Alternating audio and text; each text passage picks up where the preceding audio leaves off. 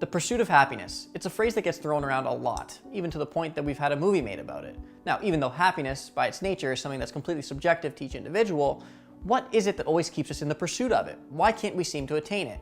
Now, a lot of people will automatically start blaming circumstance, but really I think it has a lot more to do with our attitude in most cases. Here are 8 quick mental shifts that we can all make right now to bring us that much closer to success, happiness, whatever you want to call it.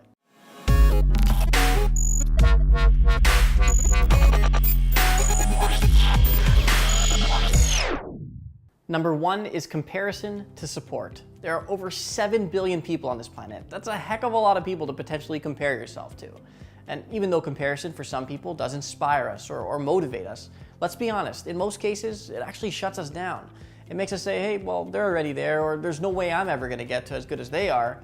So rather than comparing, why not support other people's journey? Want the best for them too, and then focus on your own instead. Number 2 is the past to the present. No matter how traumatic or wonderful your past may be, nothing changes the fact that it has little to no impact on who you are right now. So rather than continually dwelling on the past or letting it bring you down, why not live in the present moment and work to make it better and even more memorable? Number 3 is know-it-all to perpetual student. It's great to be passionate about things that you feel you know, or things that you've come to understand. But it's another thing to be so passionate about them that you think that that's the only way it ever is. Even the things within this list might completely change and be completely irrelevant 5 minutes from now. And I'm okay with that, because I realize that I would rather be a perpetual student to life than someone who thinks I know it all. Number 4 is blaming to taking responsibility. No matter what happens, it seems that there's always at least something or someone or some circumstance that we can at least partially blame to get ourselves off the hook. But just like we love taking responsibility when we do something awesome, why not also take responsibility when something unfortunate happens?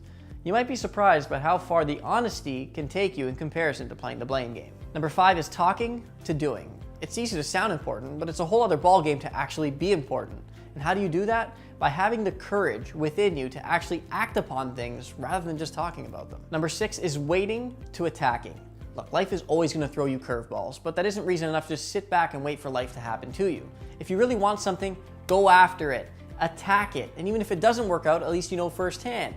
And if it does, you're probably that much closer to success. Number 7 is resenting to forgiving. We've all had terrible things happen to us, and resenting the people or the situation may seem natural. But really, what's the point? Don't you realize that by resenting, we're actually giving it more power in the now by ruminating with it in the back of our head day after day, letting it impact who we are? Why not just forget about it, forgive the person, at least mentally, and focus on what's in front of you right now? Number 8 is following to leading. We may not all want to be leaders in this world, but at the very least, I'm sure we all want to have the leadership position in our own life. So rather than waiting for someone to do something for you or to tell you to come along with them, if you have something you want to accomplish, go after it and be in the driver's seat of your own experience.